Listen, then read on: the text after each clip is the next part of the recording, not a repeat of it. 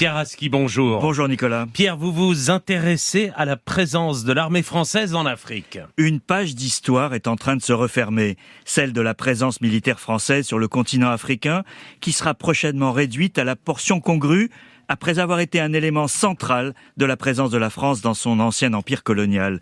Selon les chiffres qui ont commencé à circuler cette semaine, les effectifs des bases militaires françaises en Afrique seront considérablement réduits.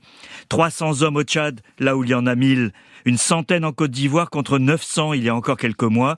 100 à Dakar contre 350 actuellement. Seule la base de Djibouti échappe à cette restructuration avec ses 1500 hommes, mais cette implantation est tournée vers la mer Rouge et l'océan Indien, un autre environnement stratégique.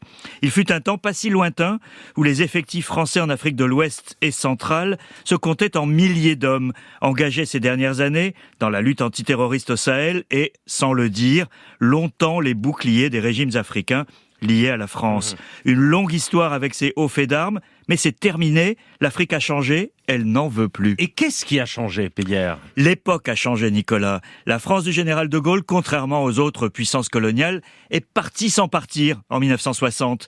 Elle a mis en place la France-Afrique, un système d'influence qui préservait les intérêts français et ceux de ses alliés africains.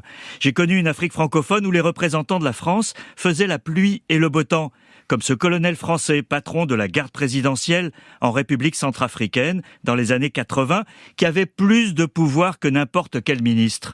L'armée française était l'assurance vie des régimes bien peu démocratiques. Cette époque est largement révolue depuis longtemps, mais il a été très difficile d'y mettre totalement fin. Même Emmanuel Macron, qui avait eu l'intuition qu'il fallait tourner la page, ne l'a pas fait, notamment en raison de la situation sécuritaire au Sahel.